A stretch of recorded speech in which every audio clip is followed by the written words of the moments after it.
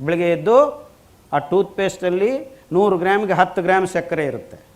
ಬೆಳಗ್ಗೆ ಎದ್ದು ಬಾಯಿಗೊಂಡು ಹಿಂಗೆ ಉಜ್ರಿ, ಆ ಪ್ಲಾಸ್ಟಿಕ್ ತಂದು ಹಿಂಗೆ ಉಜ್ರಿ, ಆ ಪ್ಲಾಸ್ಟಿಕ್ನ ಬಿಸಾಕ್ರಿ. 150 ಮಿಲಿಯನ್ ಬ್ರಷ್ಗಳು ಪ್ರತಿ ತಿಂಗಳು ಬಿಸಾಕ್ತಾ ಇದ್ದೀವಿ ಭೂಮಿ ಮೇಲೆ. ಏನು ನಿಮ್ಮ ಹಲ್ಲು ಕ್ಲೀನ್ ಆಗುತ್ತೆ ಅದರಿಂದ? ಸಕ್ಕರೆಯಿಂದ ಉಜ್ಕೊಂಡ್ರೆ ಈ ಡಿಟರ್ಜೆಂಟ್ ಥರ ನೊರೆ ಬಂದುಬಿಟ್ರೆ ಕ್ಲೀನ್ ಆಗೋಗ್ಬಿಡ್ತಾವೋ?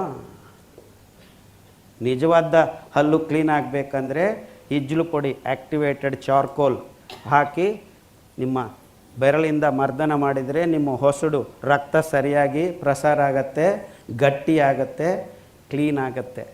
ಬಾಯಿಗೆ ನೀರು ಹಾಕ್ಕೊಂಡು ಉಕ್ಕಳಿಸಿ ಬಿಸಾಕಿದ್ರೆ ಸತ್ತಿರೋ ಬ್ಯಾಕ್ಟೀರಿಯಾ ಎಲ್ಲ ಆ್ಯಕ್ಟಿವೇಟೆಡ್ ಚಾರ್ಕೋಲ್ 2 ನಿಮಿಷದಲ್ಲಿ ತೆಗೆದುಬಿಡುತ್ತೆ. ನಿಜವಾದ ಶುದ್ಧೀಕರಣ ನಿಮ್ಮ ಬಾಯಿ ಆಗಬೇಕಂದ್ರೆ ದಿವಸ ಬೆಳಗ್ಗೆ ಎದ್ದು ಇಜ್ಜಲು ಪುಡಿಯಿಂದ ಹಲ್ಲುಜ್ರಿ, ಬೆರಳಿಂದ ಹಲ್ಲುಜ್ರಿ. ಬ್ರಷ್ಷು, ಆ ಬ್ರಷ್ಷು ಅದು ಅಷ್ಟೇ 5-6 ವಾರ ಉಚ್ಚಿದ ಮೇಲೆ ಆ ಬ್ರಷ್ಷು ಹೋಗಿರುತ್ತೆ, ಆ ಸೌದಿದೆ. ಎಲ್ಲಿಗೆ ಹೋಯ್ತು ಆ ಪ್ಲಾಸ್ಟಿಕ್ ಮೆಟೀರಿಯಲ್ ಎಲ್ಲ? ನಿಮ್ಮ ಹೊಟ್ಟೆಗೆ ಹೋಗಿರೋದು. ಅತಿ ಸರಳವಾದ ವಿಧಾನ ಇದೆ.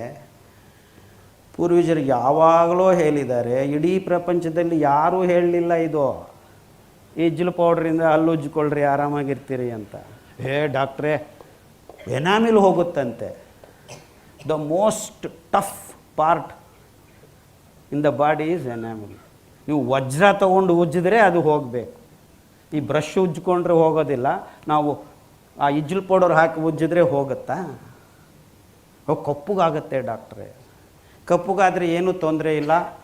ಅಲ್ಲಿ ಹೊಂಗೆ ಗಿಡ ಇದೆ, ಅಲ್ಲಿ ಬೇವಿನ ಗಿಡ ಇದೆ, ಇಲ್ಲಿ ಅರಳಿ ಮರ ಇದೆ, ಇಲ್ಲಿ ಬಿಲ್ವ ಗಿಡ ಇದೆ. ಒಂದು ಕಡ್ಡಿ ತೆಗೆದು ಬಾಯಲ್ಲಿ ಇಟ್ಕೊಂಡು ಅಗಿದ್ರೆ ಆ ರಸಗಳಲ್ಲಿ ಆರ್ಗ್ಯಾನಿಕ್ ಆ್ಯಸಿಡ್ಸ್ ಇವೆ, ಆರ್ಗ್ಯಾನಿಕ್ ಬೇಸಸ್ ಇವೆ. ನಿಮ್ಮ ಪ್ಲೇಕನ್ನು ಸಲೀಸಾಗಿ ವಾರಕ್ಕೆ 1 ಸತಿ ಮಾಡಿದ್ರೂ ಕ್ಲೀನ್ ಆಗುತ್ತೆ. ನಿಮ್ಮ ಹಲ್ಲು ಗಟ್ಟಿಯಾಗಿರ್ತವೆ, ಏನೂ ತೊಂದರೆ ಆಗೋದಿಲ್ಲ.